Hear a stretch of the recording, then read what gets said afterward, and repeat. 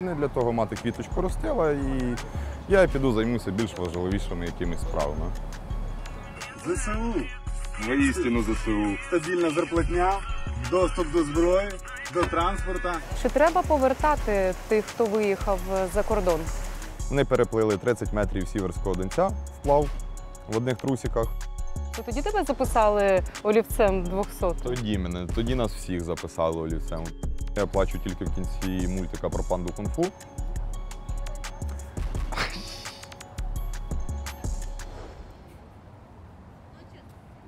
Дивлячись на тебе, одразу виникає питання, такий кремезний чоловік і такий досить ніжний позивний. Звідки? Не для того мати квіточку ростила.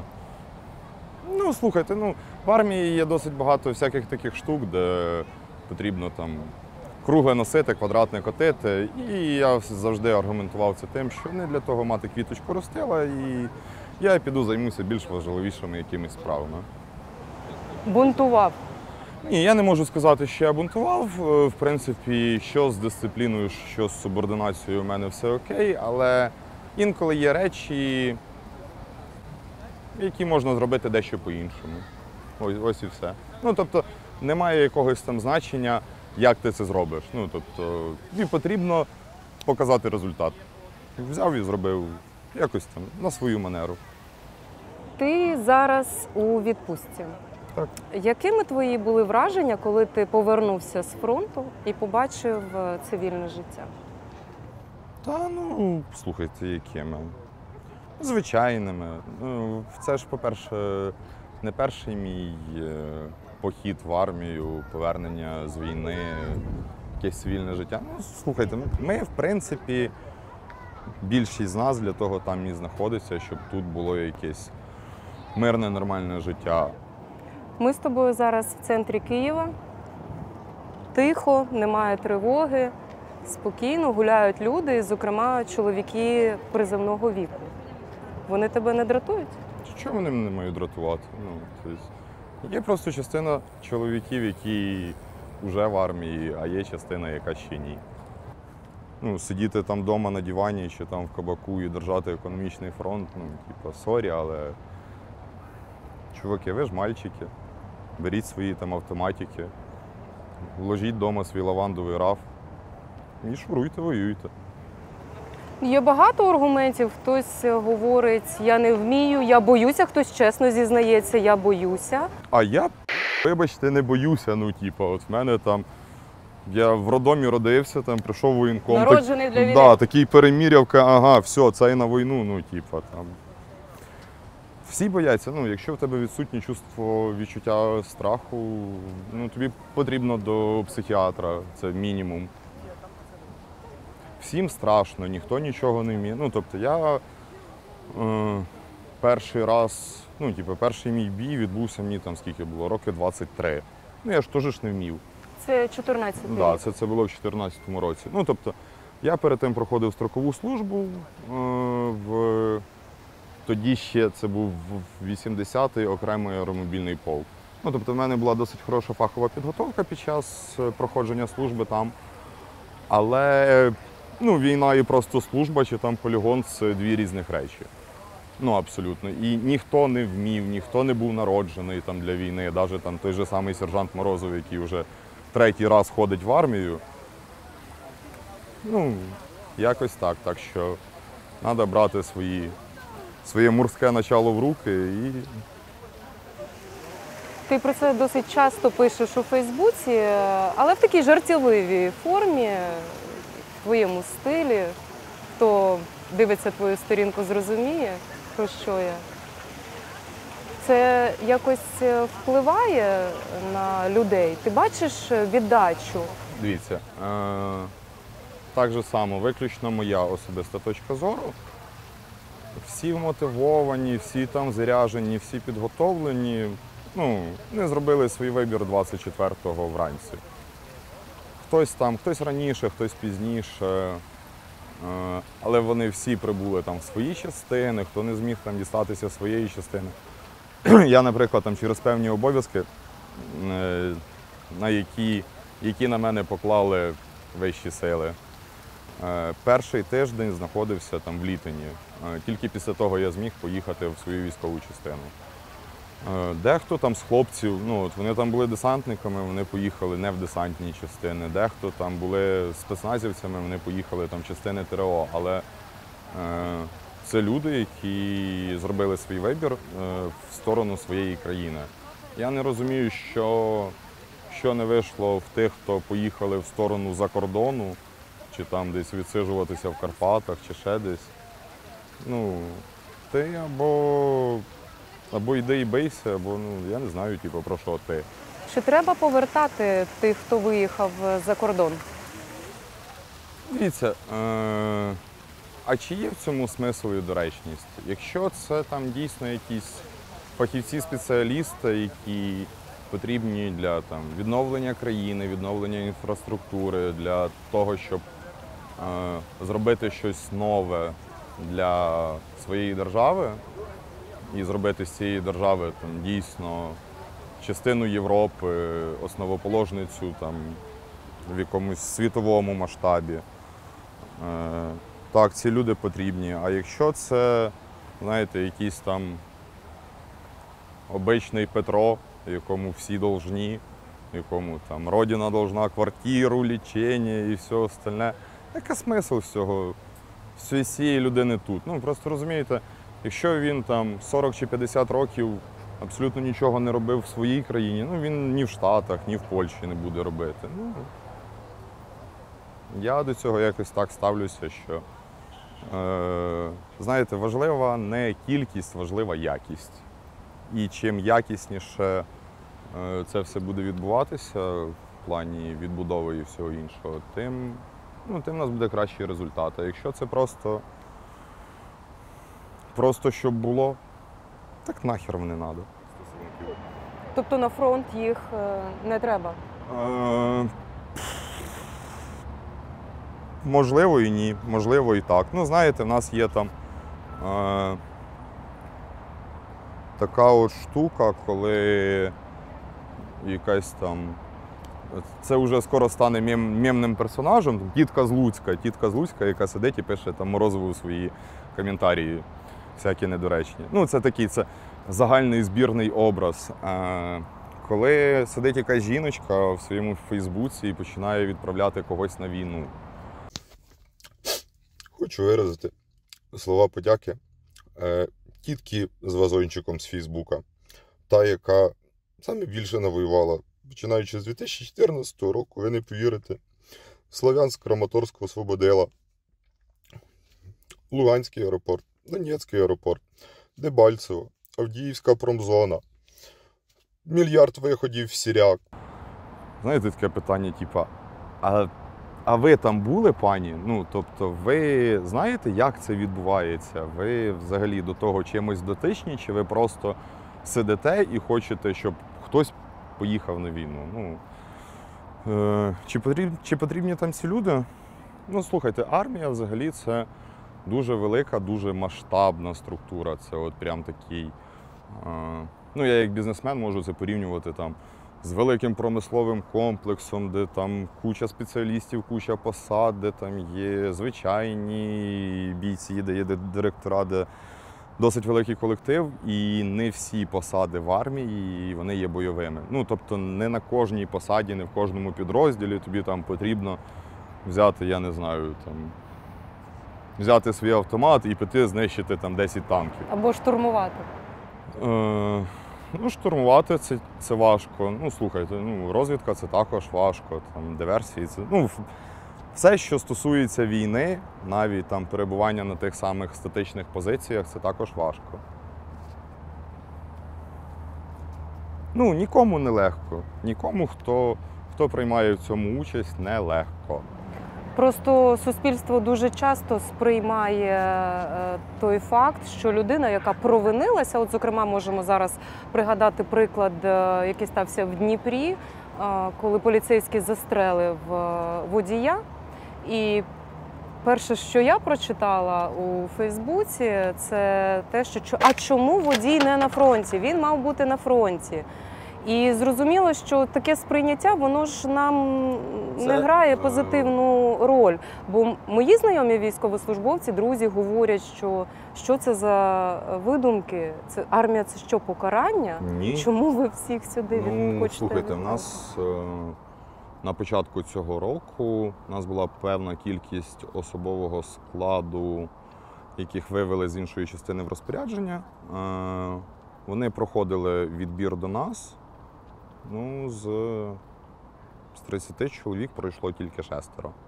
Ну, тобто це ті люди, які пройшли відбір, яких вибрало командування підрозділу і які зараз дуже гідно проходять службу. Всі інші, це хороші люди, це хороші хлопці, вони там не браві військовослужбовці, але в когось там не досить якісно з дисципліною, в когось там не досить якісно з підготовкою, в когось відсутня мотивація. Причому мотивація для війни і для армії, і взагалі для служби – це, мабуть… Номер один? Да, це номер один, тому що, знаєте, там, як в нас є така штука, що на характері. Тобто, в тебе може бути там не найкраща фізична підготовка, але ти все рівно якось там знайдеш собі ті сили, щоб зробити чи виконати те чи інше завдання. А є люди, які, не вийшло. Не буває такої ситуації, що ти потрапив в бій, що ви там нарвалися на засаду, ви там всі один одного прикриваєте, і ти такий, пацани, давайте там, ви там подождіть, я зараз відійду, а потім я потім вернуся, як віддихну. Так не працює. Взагалі. І якщо людина починає тікати, її просто розстрілюють в спину. Якщо ти продовжуєш вести бій, в тебе є там шансів, щоб все-таки здолати противника. Є такий момент, коли потрібно просто зібратися і взяти нахрапом. На початку повномасштабного вторгнення ти був на білоруському кордоні. Давай пригадаємо, як це було.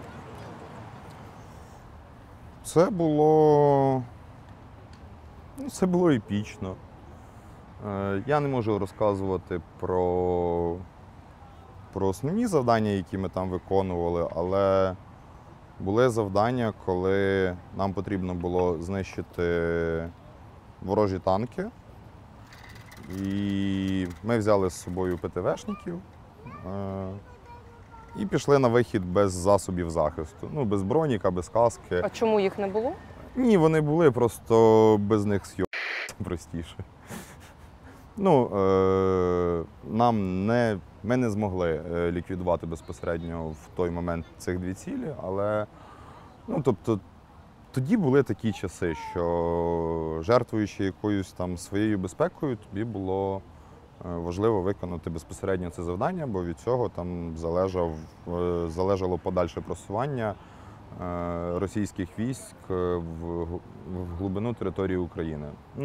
Тоді ще ніхто не знав, в них був один із напрямків, вони мали заходити, вони вже зайшли в Райчу Житомирської області, там була досить велика ЖД-станція, вони туди стягували сили, і для того, щоб вони не прорвалися далі, частина наших підрозділів утримувала позиції, а ми ходили і причиняли їм різну шкоду. З місцевими ви бачились, там спілкувалися? Так, спілкувалися. Один із випадків був, коли нам потрібно було прикрити просування наших підрозділів. Це, знаєте, з області кіна було завдання, тобто там є річка, і вздовж цієї річки вилітали 6-7 вертольотів К-52 російських. І коли наші війська виходили на певну територію, нам потрібно було з Джавеліна зняти вертольот. Ми вночі заїхали на цю територію, вона була більше в сірій зоні. Ми залишилися в одному з будинків, хоча там села вже майже не осталося. Нас було 4. Я як заступник командира взводу, я, Кіра, Печень і Посох. Посох – це якраз таки той, хто розбирається в закордонній техніці. Ми залишилися в одному з будинків переночувати. Він був зачинений, ми взламали замок, проникли, зайняли одну кімнату, сусідній будинок, туди був прильот. Він просто почав горіти посеред ночі. Такі відчуття, не самі найкращі. Але в цьому будинку був такий досить своєрідний запах, як будто там знаходиться труп. І ми ж такі, не будемо посеред ночі лізти, утром подивимося. І пацани, вранці тільки вийшло сонце, ми зайшли в кімнату, з якої доносився цей запах, а в цій кімнаті був дідусь. Дідусю там років 70. Він пролежав десь тиждень, мабуть, навіть більше. В нього проблеми з руховим апаратом, він прикований до ліжка, він не може ні пересуватися, ні сам себе обслуговувати. І перші слова ви русські, ми такі, ні, ми українці, слава Богу. Я вже хотів вступати в бій. І ти такий, ти стоїш заклякший, ти дивишся. Важко підібрати якісь слова. В тому населеному пункті один з лісників, він якби там з тими, хто залишився, він там комунікував, де кому що привезти, де як що завезти. В будинку, в якому ми залишилися потім, він був не зруйнований. Нам також прийшлося, на жаль, вскрити двері, що ми там, якийсь компот ми там випили, ще щось. І я написав записку, що якщо у вас там є якісь майнові претензії, зателефонуйте, будь ласка, за таким номером, і я вам все компенсую. Це був березень місяць 22-го року. Потім в серпні 22-го року мені телефонує невідомий номер, каже, ви в нас були. Кажу, я за останній час був майже по всій Україні. Кажу, а можете, будь ласка, уточнити конкретніше? Село Давидки, там такі, кажу, так, я вам там щось, може ми там шкоди якоїсь не робили, може ми щось там зламали. Двері ми не закрили, собаку ми вашу нагодували. В холодильнику у вас було м'ясо, яке завонялося, ми викинули, холодильник помили. Та ні, там, Боже, хлопчики, там дякуємо. Як буде там час і змога, приїжджайте до нас, ждемо вас в гості. Але номер він на старому телефоні залишився, але я чітко пам'ятаю, де той будинок. Здобудемо перемогу, поїдемо в гості. Я бачила на відео ці зруйновані будинки, ти знімав, їхав, дивився на це все. Про що ти думав? Про що думав? Це. Мінус.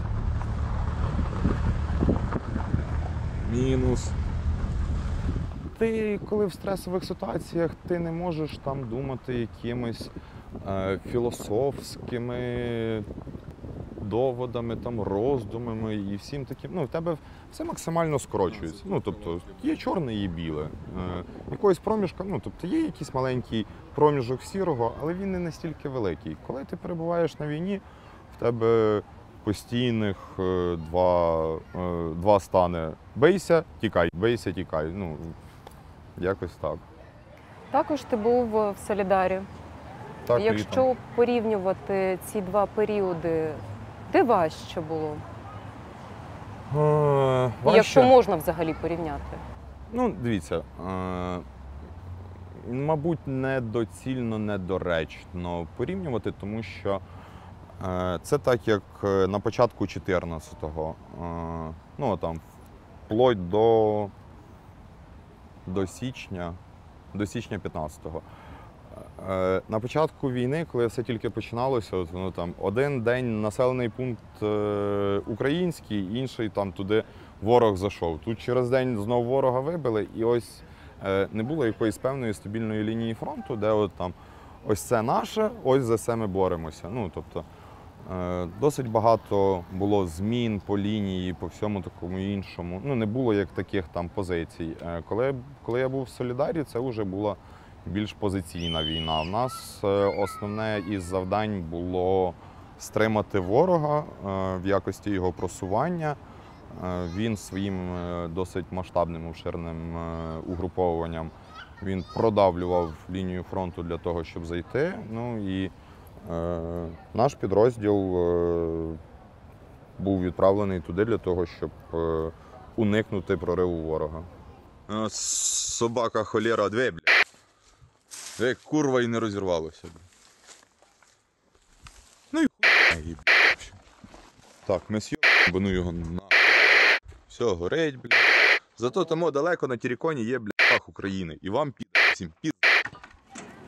А там з місцевими було спілкування? Я поясню, чому я запитую, тому що часто військові розказують про те, що на Донбасі є ждуни, є ті, хто ще чекає ту руську весну. Дивіться, залежить від людини. Ну, тобто, на мою думку, залежить багато чого від того, в чому людина живе, як вона хоче жити і взагалі як вона формує своє життя і свої цінності.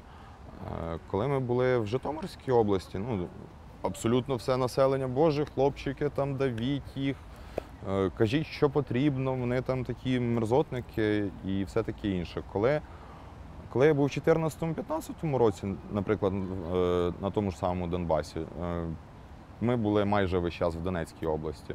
Ну, тобто, нам кричали, ви українська армія, какого хуя сюди приїхали, в Маріуполі, нам, ну, щось подібне там, під Авдіївкою кричали. Ну, якось, але... Це масово було? Ні, це не було масово, це були, скоріш за все, якісь одиничні випадки тих людей, які могли дозволити собі це там сказати вслух. Можливо, хтось думав і не говорив, можливо, хтось просто очікував. В Солідарі, що мене найбільше, ну, я не знаю, чи це здивування, чи це якесь відчуття, яке не можна передати словами. Одна з наших позицій, вона була Т-образне перехрестя. Ну, так, то одна вулиця на виїзд з Солидару, і одна ось так от прямо вона впиралася в завод КНАУФ, чуть-чуть лівіше від нього. І кожного ранку, ну, тобто там прилітала авіація, танки, міни, ну, абсолютно все прилітало в той сектор, де ми перебували.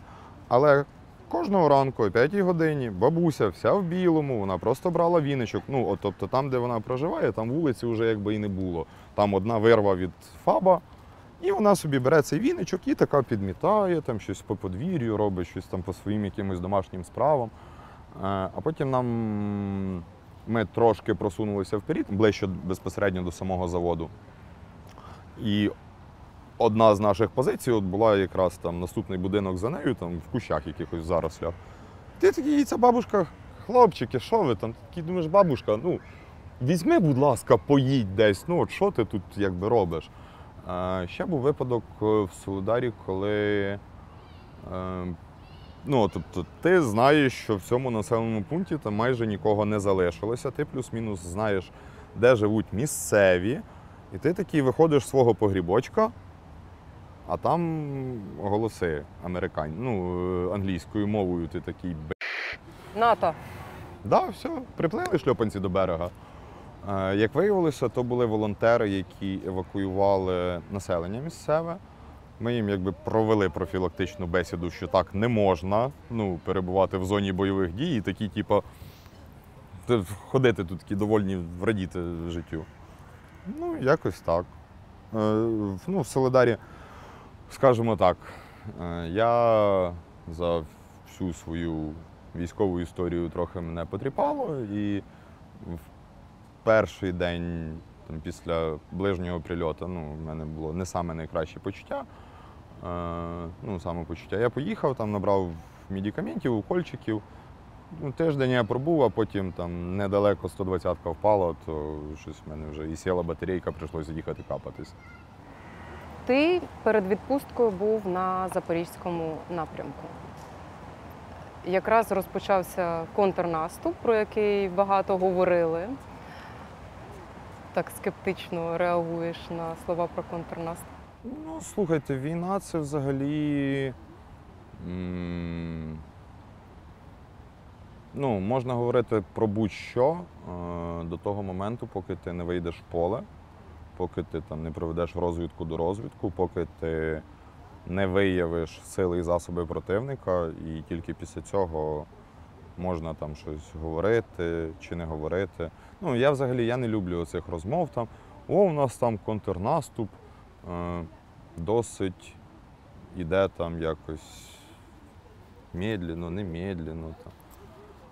А ви в ньому, ну, я думаю, що про контрнаступ можуть розмовляти тільки ті люди, які займалися його плануванням і його реалізацією. Всі інші експертні експерти, там, говорящі голови Ютуба, якісь там ще непонятно хто. Ну, слухайте, якщо ви не брали участі в цих подіях, що ви про це там розповідаєте? Ну, який ваш результат? Те, що ви там зайшли в телеграм-канальчики, пособирали там якусь сводку новостей, засунули своє лице в Ютуб, розказали всім.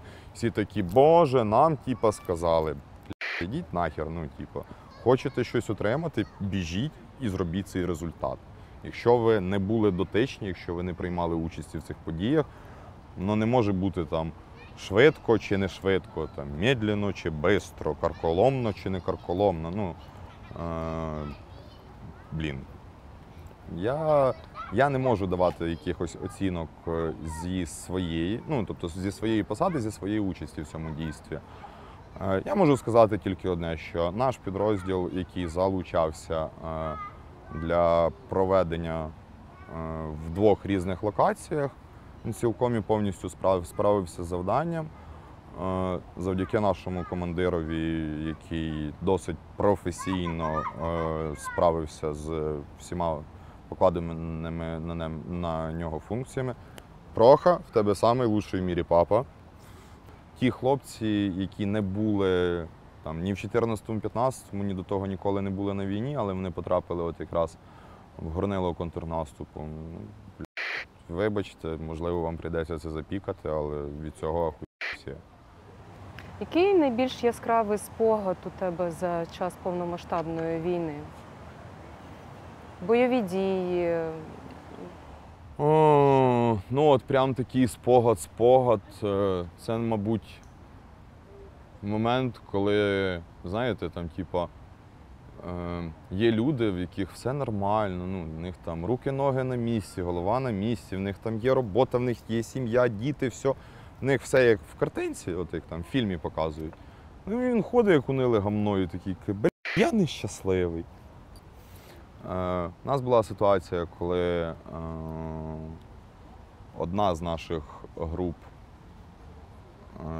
відбилася, нашу групу ворог хотів ліквідувати, виманити на себе через зв'язок.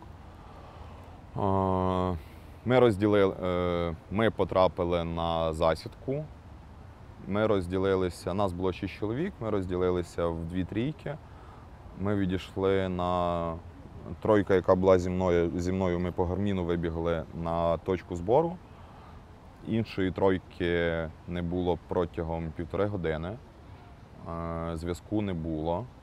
І, тобто, єдиний вихід – це було відійти з місця зіткнення з ворогом, більш трошки далі, щоб не виявити себе в подальшому. Ми почали відходити і випадково посеред лісу ми йшли незнайомою до того стежкою. Ну, тобто нас 3. Ми на ворожій території, ворог знає, що ми вже там присутні. Ну, тобто це відбувається те ж саме полювання на нас. І ми випадково виходимо на мого кулеметника і дозорного, який отримав поранення в ногу. Ну, тобто він 2 кулі отримав в гранатомет, 3 в ногу. І мій кулеметник його на собі волік. Ну, от, тобто, я балуну, я не пам'ятаю, я взагалі малосентиментальна людина, я плачу тільки в кінці мультика про панду кунг-фу. Але мені здається, в той момент я, мабуть, навіть там заплакав. Ну, це був такий, ви живі. А 3, хто був з ними, Женя, скотіна така. Він, як мужній воїн, без зв'язку, з одним автоматом, пішов шукати всіх. Ми зайняли позицію вигідну для нас, щоб в нас хоча б була спина прикрита, зв'язку не було. Мені прийшлося гріх і снайпер. Вони переплили 30 метрів Сіверського Донця вплав в одних трусиках, зброю залишили нам, пішли на доповідь в штаб. Зранку нас евакуювали, ну, тобто ми всю ніч пробули втрьох. Я, кулеметник і снайпер з диркою в нозі. Ну і да, ну, типу, коли нас лодкою забрали на наш берег, ну, да, це якісь такі моменти щастя, мабуть. Тоді нас всіх записали олівцем у 200. Ще один день народження. Ой, слухай. Їх уже це, стільки. Да. Я пам'ятаю, в одному з інтерв'ю ти говорив, як біля тебе розірвало побратима навпіл. Да. Це був 2015 рік, це був Донецький аеропорт. Це страшно, насправді. Це важко навіть уявити людині, яка нічого подібного в житті не бачила. Дивись, коли ти виконуєш бойове завдання, в тебе є така штука, яка називається адреналін, і ти більшість своїх якихось там моментів, елементів, ти там їх пробиш механічно, да? Тобі потрібно втримувати сектор, ти там не розпилюєшся на те, що проходить там десь поруч з тобою. У нас було, коли ми з Дебальцево, коли був виход, евакуювали поранених, ну, тобто хлопців, ну, просто там виходили, взвод, да? Там нашої 300-ї, поїдіть і заберіть. Побігли. І ти робиш якісь функції механічно, ти навіть не думаєш. І от в тому ж самому Дебальцево ми ніч перед тим не спали, ми пройшли там майже 20 кілометрів на точку, на якій ми мали закріпитися. Ну, як дуже часто буває на війні, все помінялося. Змінилася обстановка, змінилася ситуація. Ми 4 години провели зимою на морозі, десь мінус 15-20, ну, такі температурні показники. Ми просто провели повзаючи між перехресним вогнем, між нашими військами і під. Мій тодішній командир взвода Іванов, нам дали запрет на виход, ми мали залишитися там і відійти десь вночі. Мій командир взвода спив МТЛБ, спив водителя МТЛБ в 30-ї бригади, спив ще 2 пулеметчика. І коли був основний виход войск з Дебальцево, один додік, я його таким не рахую, але виглядало це приблизно так. Одне МТЛБ їде в сторону противника. Всі такі, Що відбувається? Да. Він забрав нас, і вийшло так, що тоді почався основний вихід. Досить багато хлопців виходили, і просто ти вже з останніх сил 4 години під перехресним вогнем, тобто на наших ти не вийдеш, тому що це 2015 рік. Тоді ще всі ходили, як той в горки, той в британки, той в нємки. В сторону противника теж не вийдеш. І я щось пам'ятаю так, я думаю, треба щось зробити визначне, що там, можливо, життя там комусь врятувати, я ж то не що врятували. І коли хлопці почали виходити, там нашої 300-ї поїдіть і заберіть. Ти просто біжиш по полю, там хтось лежить. Каже, чувак, в тебе що? Я ногу зламав, лежи далі. Біжиш там до наступного, каже, в тебе що? Мені, мабуть, п'яткою відірвало. Ти такий, відірвало. На носілки, і ти з ним просто отак от, там, одного забрали, там, другого забрали, третього. Ми їх передавали медикам. Крайнього ми на собі з моїм товаришем виносили подполковника. Коротше, в нього стопа держалася тільки на кусочку берця. І він, каже, там ще парень, без ног, помогіть йому. Там таке возвишення, в першому порядку ти туди не вийдеш, бо тебе знімуть снайпера. На техніці не вийдеш, бо там в полуокруженні 8 танків. І ми його вже з Серегою несли, Серега його проніс, я кажу, давай мені на пересмінку, а більше доби не спав, нерви, стрес і все таке інше. Я його просто закидую на себе, роблю декілька кроків, і в мене, я вже чую, сіла батарейка. Просто забрало, впало, в очах все тухне, коли Серега забирай, бо я вже не вивожу. І після цього моменту тих хлопців, кого ми могли дістати, ми дістали їх, віддали докторам. І Серега, який ніколи в житті не курив, він такий просто сидить, знімає шапку В нього отак от з голови йде димки. Дай мені сигарету. В смислі, кажу, ти ж не... Дай мені сигарету. На, Сережка, кури. Адреналін відпускає і Ад- наступає реальність. Адреналін відпускає тільки після того, як все вже відбулося. Ну, от, наприклад, там той же самий перший бій. Ти плюс-мінус розумієш, що відбувається, ти плюс-мінус все там проходив не один раз. Але коли по тобі стріляють холостими патронами, це одне. Коли воно, сука, отак от возле тебе пролітає, це зовсім інше. І зовсім інші відчуття, але ти це розумієш тільки після того, як це відбулося. Ти такий скурюєш 5 сигарет, тебе починає вже рубати, бо тому що тобі хочеться спати. В тебе якби все, що могло з тебе, адреналін, норадреналін і всі ці повиходили, і ти такий. А що це було?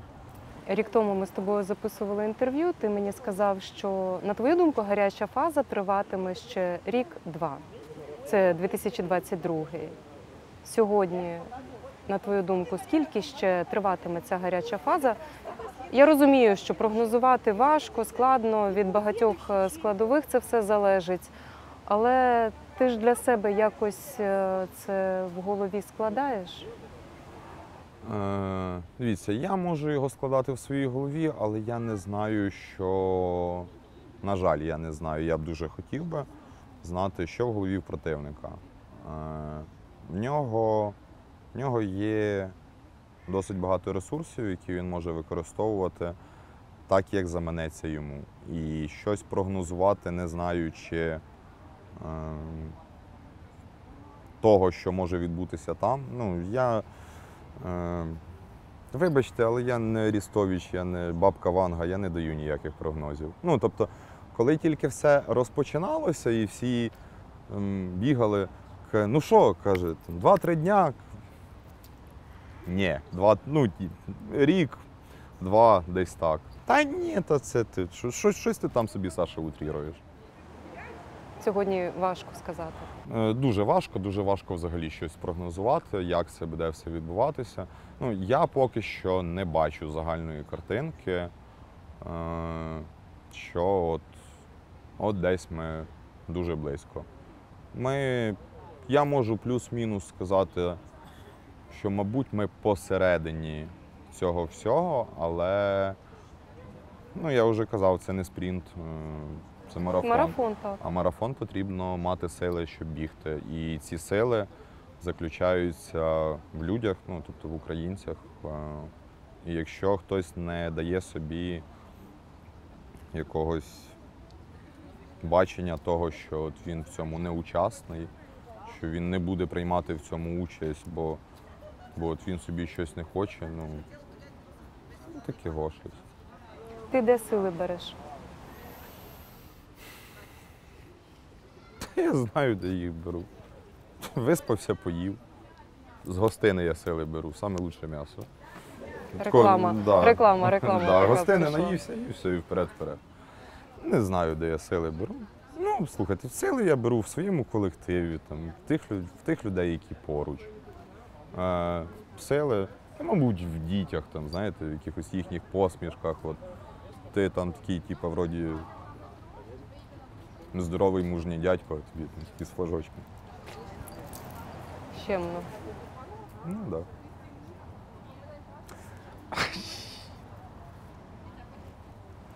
Ти часто у Фейсбуці пишеш про те, що потрібна допомога. Робиш збір. Інколи це в жартівливій досить формі, коли продають від тебе якусь частину гардеробу, назвемо це так. Інколи пишеш просто, що треба на машину, там така-то сума конкретно. Змінилася підтримка людей? Ти якось дивився динаміку? Стали допомагати менше, більше? Слухайте, ну, звичайно, змінилося. Я сам власник 2 бізнесів, які я створив. І просто дивлячись по купівельній спроможності людей, да, дійсно, ну, в населення фінанси просіли, в населення фінанси впали. Але, ну, велика кількість людей допомагає тим, чим може. Можливо, це, ну, знаєте, середня статистика всіх донатів, ми там, ну, 300 тисяч, ну, умовно, нам там потрібно зібрати. Середня статистика – це 100 гривень. Ну, типу, що таке 100 гривень в наш час? Це пачка цигарок, це 2 кави, мабуть. Ну, це 1 лавандовий раф на безлактозному молоці з безлактозної корови. Змінилося, можливо, через те, що люди втомилися. Можливо, через те, що хтось десь в чомусь розчарувався, що комусь обіцяли, що все буде досить швидко. І всі такі, ну давайте ми отам зараз вкинемо все в цей загальний котел і швидко здобудемо перемогу, а там далі розберемося. А так воно, на жаль, не виходить. Стосовно, ну слухайте, армія це взагалі дуже затратна штука.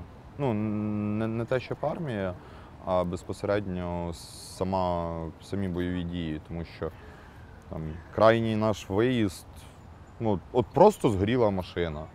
Ну, от просто туди було пряме влучання, від машини залишилися там, я не знаю, там якихось пару запчастин, ну, рама. В машині був Starlink, ці ПВС, ночники, ну, дрони ще були. І воно, знаєте, це такі ситуації, яких ти не можеш, на жаль, передбачити. В принципі, в нашому підрозділі власним там забезпеченням, що стосується там екіпіровки, амуніції і всього остального, ми з заступником командира роти, да, пане Олександр, привчили хлопців до того, що, ну от умовно, зарплата дозволяє, да, і коли буде досить шквальний дощ з вітром і всім остальним, навіть якщо ти отих 400 відложених своїх доларів візьмеш, приложиш отак от до себе, ну, ти не станеш сухішим.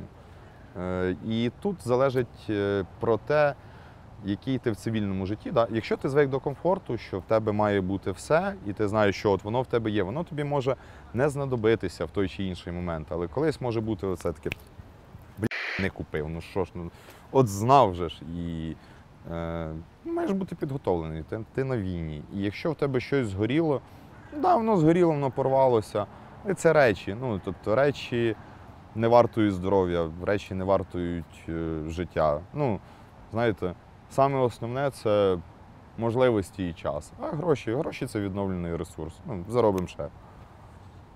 Так що не потрібно там на щось, тим більше, там, як я куплю собі там щось не самої кращої якості.